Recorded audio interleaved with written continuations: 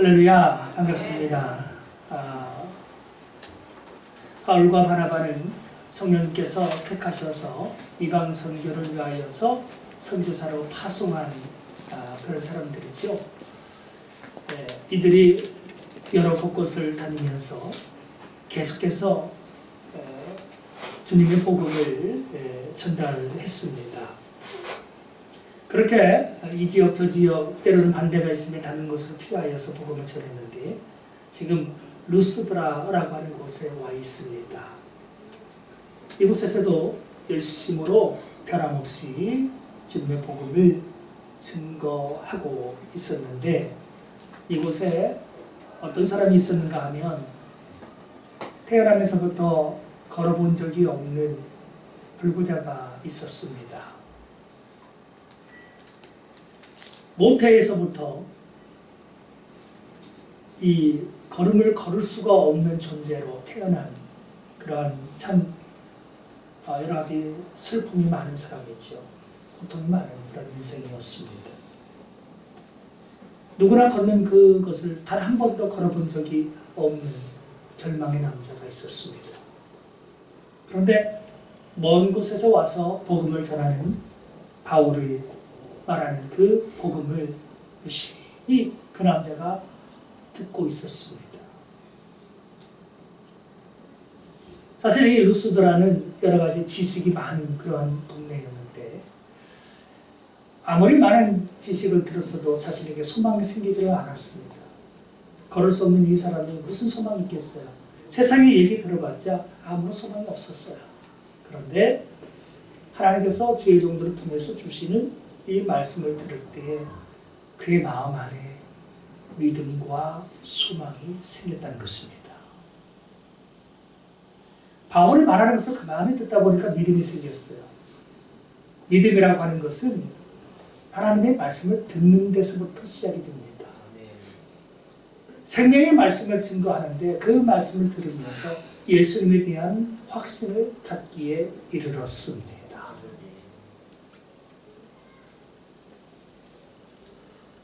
예수님이 보통뿐이 아니라는 것을 깨닫는 것입니다. 그의 죽으심과 부활에 대한 이 핵심적인 메시지를 들을 때 저분이야말로 구원자가 되는구나. 예수님은 우리의 구원자시구나. 메시아시구나. 그 사실을 이제 마음속으로 이 사람이 받아들이고 있는 것을 느낀 것입니다. 이 루스드라에 그렇게 하나님의 생명의 말씀에 필요한 영혼이 준비되어 있었다는 것입니다. 단 한 번도 걸어본 적은 없지만 태어나서 그동안 계속 불구자로 살아왔지만 그의 마음까지 불구는 아니었습니다. 그의 영혼은 간절히 하나님의 말씀을 앙모하고 있었습니다. 바울을 통하여서 주시는 생명의 말씀을 들으면서 그의 안에 믿음의 싹이 자라기 시작했습니다. 진짜 생명의 말씀은 믿음을 주는 것입니다. 구원으로 이렇게 해주시는 것입니다. 말씀을 증거하던 바울의 눈에 하나님께서 바로 그에게 이 믿음을 통하여 구원을 얻을 만한 그 모양이 있는 것을 발견케 하셨습니다. 바울 사도는 하나님의 은혜를 입어서 바로 이 걸을 수 없는 사람에게 구원을 받을 만한 믿음이 있는 것을 보자 그에게 큰 소리로 한마디 외쳤습니다. 뭐라고 외쳤느냐? 10절에 보면 큰 소리로 이르되 내 발로 바로 일어서라. 이렇게 큰 소리를 질렀습니다. 이 루스드라에서 다른 때는 바울이 주로 회당에 들어가서 복음을 전파하곤 했습니다. 유대인들이 거주하는 이 회당에 가서 복음을 전파하곤 했는데 여기는 지금 회당이 아니에요. 지금 광장에서 복음을 전파했던 것이죠. 아마도 이 걸음을 걸을 수 없는 사람은 이 광장에서 구걸을 한다거나 하지 않았을까 싶습니다. 근데 그날따라 생명의 말씀을 얻을 수 있는 하나님의 은혜가 그에게 주어진 것입니다. 큰 소리로 광장에서 외치니까 이 소리가 다른 사람들에게도 들려졌을 것이고 다른 사람들이 주목해서 봤을 것입니다. 어쨌든 당사자인 바로 이 걸을 수 없는 이 사람, 그에게 내 발로 바로 일어서라, 내 발로 똑바로 일어나라, 그런 명령을 준 겁니다. 자기 발로 일어날 수 있는 사람이라면 그동안에 벌써 걸었겠죠. 하다못해 조금이라도 움직였겠죠. 자기 발로 안 되는 사람이에요. 근데 그 사람에게 무슨 손을 댄 것도 아니고 아무것도 하지 않으면서 오직 그 안에 믿음이 있는 것을 보면서, 구원받을 만한 믿음이 있는 걸 보면서 그냥 외치기만 했습니다. 내 발로 바로 일어서라고 말이죠. 그런데 이게 웬일입니까? 구원받을 만한 그 믿음이 하나님께서 그에게 주어졌을 때에 그는 이 소리를 듣자마자 똑바로 말씀에 순종해야지 하는 자세가 생긴 겁니다. 순종하는 마음으로 뻗을 수 없는 다리를 뻗었어요. 그런데 바로 그 순간에 그의 발에 힘이 주어진 겁니다. 한 번도 움직여보지 못한 근육인데 그 근육에 힘이 주어진 것입니다. 그는 그 순간 똑바로 일어났을 뿐만 아니라 걸어다니기 시작했습니다. 이거는 마술사들이 행하는 그런 마술이 아니었습니다. 하나님의 전지전능하신 능력이 그에게 직접 임한 것입니다. 오늘도 믿음으로 살고자 하는 사람에게는 하나님께서 놀라운 구원의 역사를 일으켜 주시는 것입니다. 그리고 그러한 믿음은 어디서 나냐면 하나님의 신령한 진정한 말씀을 들을 때에 믿음이 자라나게 되는 것입니다. 즉 오늘 우리가 우리 삶 가운데 기적이 동반되기를 원하신다면 하나님의 생명의 말씀, 진리의 말씀을 잘 듣는 데서부터, 그 말씀을 듣고 순종하고 믿는 데서부터 모든 것을 시작해야 한다라고 하는 것입니다. 내 발로 일어서라. 그때 그 바로 일어났습니다. 어느 누구도 생각지 못했고 자기 자신도 꿈꿔보지 못한 일이 벌어진 것입니다. 단지 바울을 통하여서 주시는 생명의 말씀만을 들었을 뿐인데, 그 말씀을 듣고 믿음으로 반응했을 뿐인데 그는 꿈같은 일이 그의 삶 가운데 벌어졌다라고 하는 것입니다. 자, 문제는 이 다음부터 벌어집니다. 그 사람이 일어나서 너무 신기해서 걸어다니면서 얼마나 좋아하는지요. 그런데 이 루스드라에 있는 사람들은요, 이 사람을 오랜 시간 보아왔습니다. 이 사람이 걸음을 걸을 수 없는 사람이요, 사고 나서 걸음을 못 걷는 게 아니라 태어나면서부터 모태로부터 걸을 수 없는 불구자였다는 사실을 다 알고 있는 것입니다. 그런 사람이 지금 현장에서, 광장에서 걷고 있는 거예요. 너무나 놀라운 일이죠. 삽시간에 바로 이 기적에 대한 소문이 모든 사람에게 퍼지기 시작했습니다. 입소문이 퍼지기 시작하면서 이 소문이 어디까지 흘러 들어가냐면 이 성 밖에 있는 제우스 신을 섬기는 사람들에게 귀에까지 들려지게 된 것입니다. 이 루스드라에서는 어떤 신을 섬기냐면 그 그리스 로마 이런 신화에 보면은요, 최고의 신 중의 신을 누구라고 하냐면 제우스라고 합니다. 우리에게는 오직 하나님 한 분밖에 안 계시지만 이방 세계에는 여러 다양한 신들이 많이 있어요. 그 신 중에서 최고의 신이 뭐냐? 제우스라고 하는 신이거든요. 자, 제우스 신을 섬기던 그 사당이 바깥에 있었는데, 이 바깥에 있던 그 제우스 신을 섬기는 그러한 제사장이, 이 신당의 제사장이 이 얘기를 듣자마자 제우스 신이 온 거구나 판단을 했습니다. 왜냐하면 인간을, 걸을 수 없는 인간을, 태어나면서도 걸을 수 없는 인간을 고칠 수 있다는 것은 사람의 힘으로 불가능하기 때문에 그 일을 행한 사람은 신일 수밖에 없다고 판단을 했고, 이 동네에서 옛날에 전설이 있었는데 과거에도 이곳에 제우스 신이 내려왔다는 전설이 있었어요. 그래서 아마도 신이 사람의 모양으로 우리 세계에 나타나는가 보다 그렇게 판단을 해가지고 이 신당에 있던 제사장이 바울과 바나바를 신으로 생각하면서 바울은 헤르메스라고 판단을 했고요, 바나바는 이제 제우스라고 판단을 해서 이들을 위해서 어떻게 할까 하다가 제사를 지내야겠다. 신들에게 제사를 지내야겠다. 해서 끌고 온 것이 여러 마리 소들을 끌고 왔어요. 제사하려고. 소를 끌고 왔을 뿐만 아니라 그 소의 제물이 되는 소의 목에 걸어두는 화관이 있어요. 꽃으로 만든 띠가 있거든요. 그 띠를 또 다 준비해서 나름대로 지금 정성을 해서 준비해서 이제 이들에게 와가지고 제사하려고 엎드리려고 하는 것입니다. 가만히만 있으면 그야말로 인기 스타인 거예요, 지금은. 이게 루스드라에 있는 많은 사람들이 자신을 신으로 떠받들게 되는 놀라운 일이 지금 벌어지고 있는 겁니다. 다들 신으로 알아요. 신당에 있는 제사장마저도 무지해가지고 자기를 신으로 여겨주고 있는 겁니다. 그냥 입 다물고 있으면 모든 영광 자신이 취할 수 있게 되는 겁니다. 우리 사람이 그렇잖아요. 누군가 나를 알아주고 누군가를 높여주기를 원하는 거잖아요. 다. 암암리에 우리 모두 다 그런 마음들이 있습니다. 그런데 바로 이 순간에 바울과 바나바가 많은 사람들이 모여서 그에게 제사하고 그를 예배하고 그를 높이려고 하는 그 순간에 우리의 생각과는 다른 행동을 하기 시작합니다. 어떤 행동을 했는가 한번 보도록 하지요.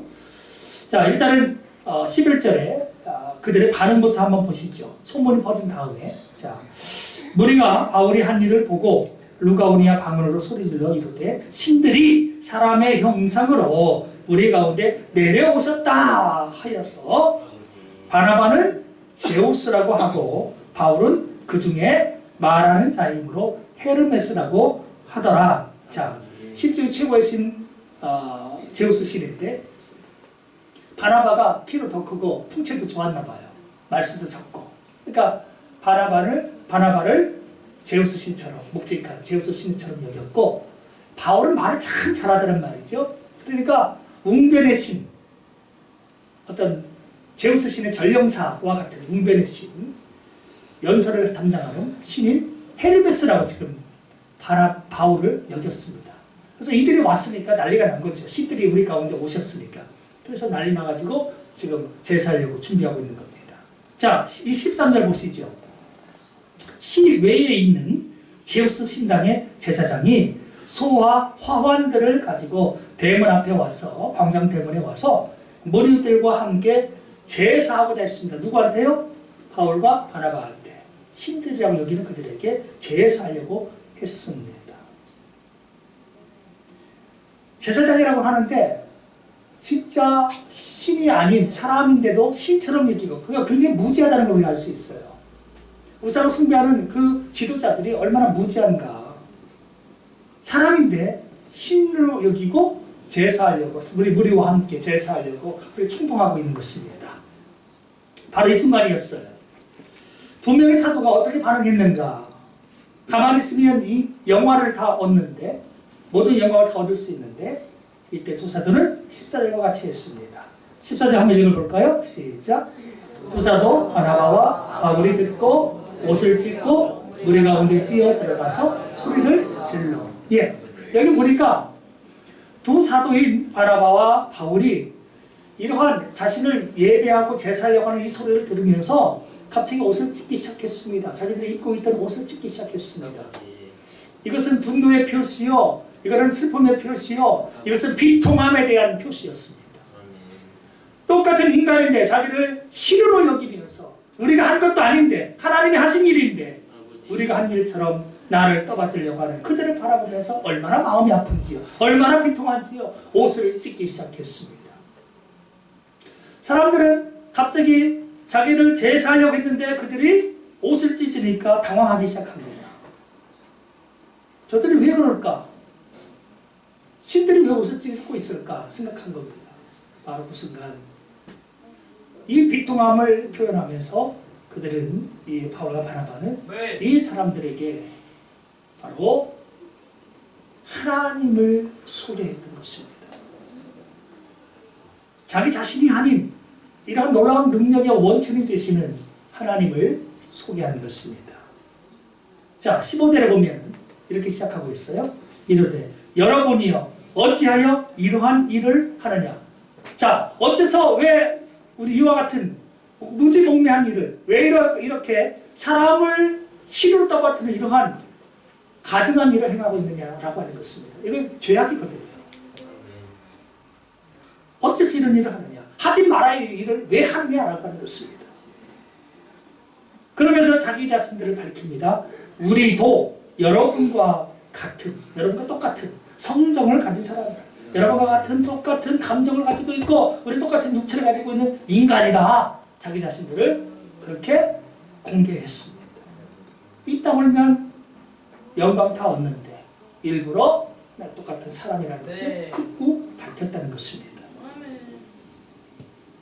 자, 그러면서 자기들이 사람인 것을 밝히면서 신이 아님을 드러내면서 자, 여러분에게 복음을 전하는 것은 우리들이 와서 이렇게 복음을 전파하고 있는 이유는 바로 이러한 헛된 일을 우상숭배라는 이런 헛된 일을 버리고 천지와 바다와 그 가운데 만물을 지으시고 천지 만물을 창조하신 즉 창조주 하나님을 소개하고 있죠. 지으시고 살아계신 하나님께로 전지전능하신 창조주 하나님께로 돌아오게 하리라. 자, 오늘 우리가 여기에 그냥 온 게 아니라 우리가 오늘 여기서 이러한 능력을 행한 것은 우리들이 행한 것이 아니라 전지 만물을 지으신 하나님께서 우리를 통해서 하신 일이며 여러분을 하나님께로 돌아오도록 하기 위해서 일을 하는 건데 왜 그 하나님을 모르고 우리를 경배하려고 하느냐? 왜 이러한 하지 말아야 할 일을 하느냐라고 하면서 오늘 그들은 비통해했다라고 하는 것입니다. 하나님께서는요, 당신께서 지으신 우리 인간이 모든 만물들이 그 지으신 창조주를 그 아버지를 알기를 원하십니다. 그 하나님만을 경배하고 그분께 영광 돌리기를 원합니다. 네. 그러나 사람은 죄악에 빠져서 또 사단의 유혹에 빠져서 하나님이 아닌 헛된 피조물들을 경배하고 그들을 예배하기 시작했습니다. 심지어는 사람을 이처럼 제사장이 그러는 것처럼 신을 안다고 하는 제사장조차도 사람을 신으로 여기면서 이렇게 무지한 모습을 드러내고 있지 않습니까?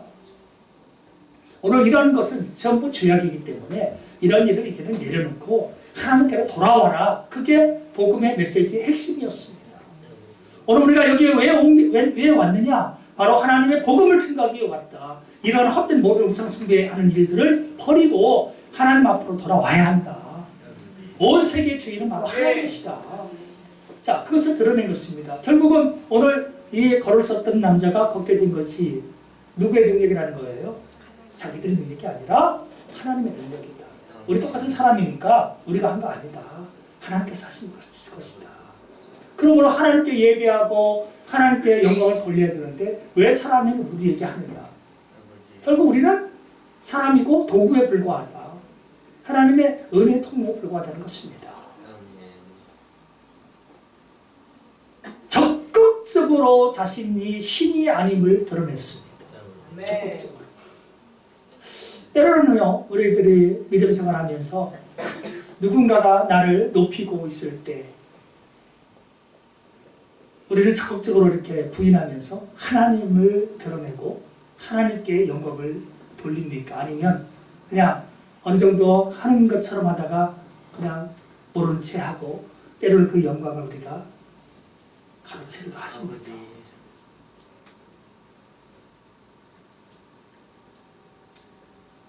오늘 이 바울과 바나바가 하나님 앞에서 자기들을 얼마나 낮추는지, 사람들 앞에서 자기를 얼마나 낮추는지, 오직 전지전능하신 창조주 하나님만을 드러내면서 옷까지 찢는 적극적인 이러한 겸손의 모습을 우리들도 본받을 필요가 있는 것입니다.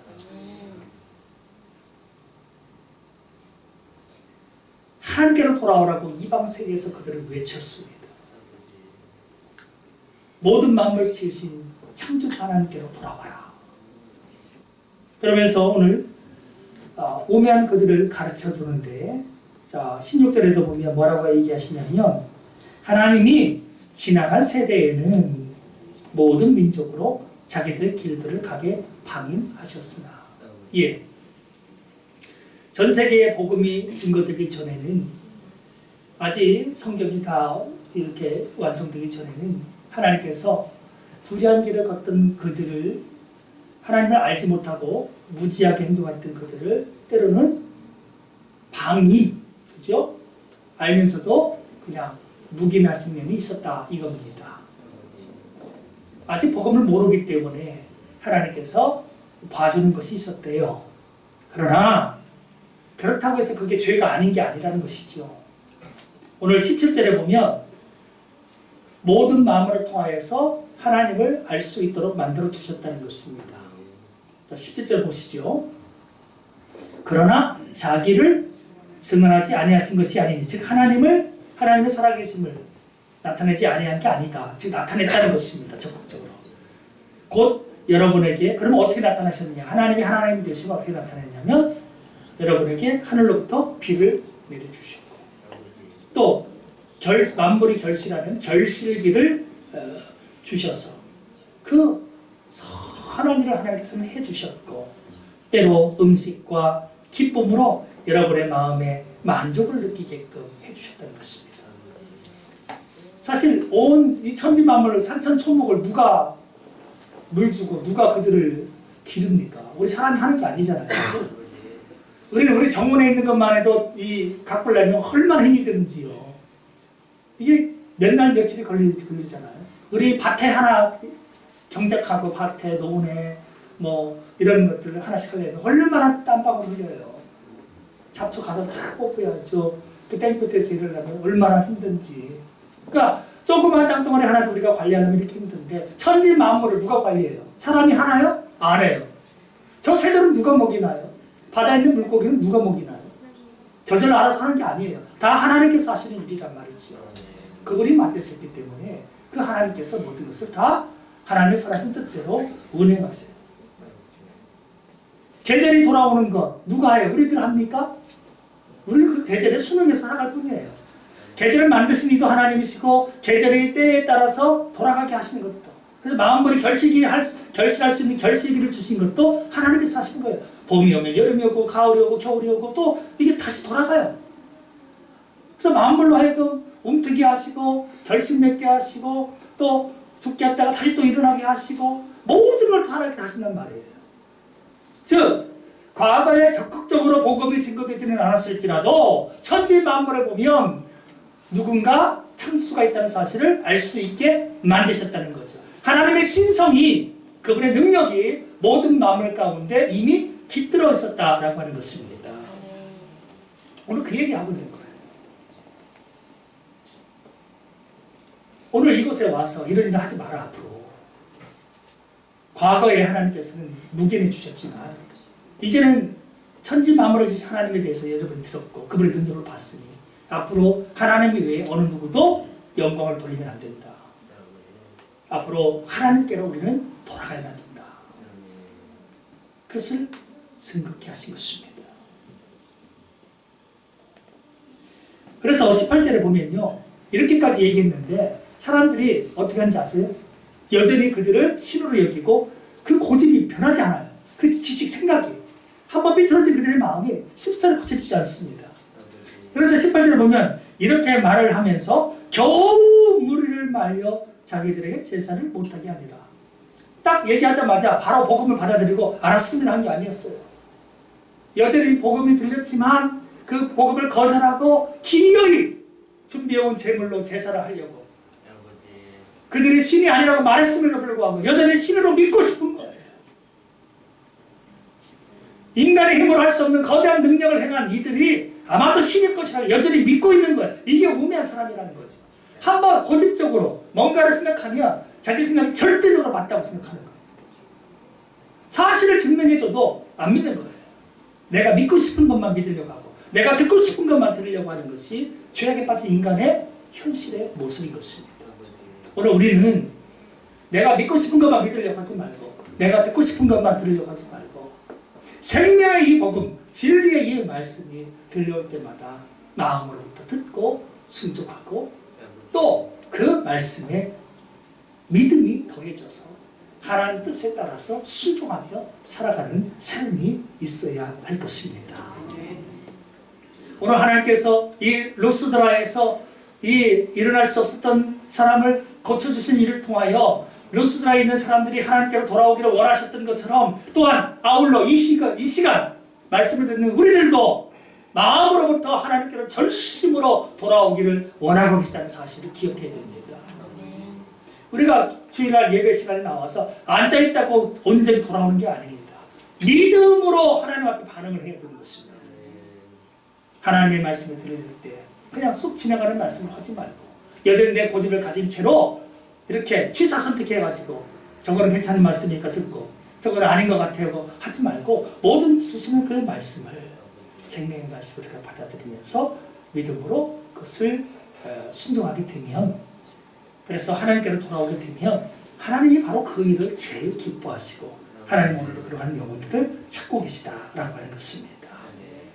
사랑하는 성도 여러분, 하나님께 돌아오는 사람들은요 겸손히 말씀에 순응하는 사람들입니다. 그러나 하나님이 돌아오지 않는 사람들은 여전히 자기 지식을 최고로 여기고 자기 고집을 계속해서 피우는 것입니다. 오늘 이 제우스 신의 제사장이 자기의 고집을 그대로 유지하고 또 무지몽매한 백성들도 여전히 계속해서 이런 말씀을 듣지 않고 제사하려고 했던 이런 모습을 통하여 오늘 우리가 헛된 일에 헛된 생각에 빠져서 우리 하나님께로 제대로 돌아오지 않는 그런 모습이 있다면 그런 모습들을 회개하고 온전히 하나님께로 돌이키는 그런 심령들이 다 되시기를 주님의 이름으로 부탁을 드립니다. 기도하시겠습니다. 거룩하신 아버지 하나님,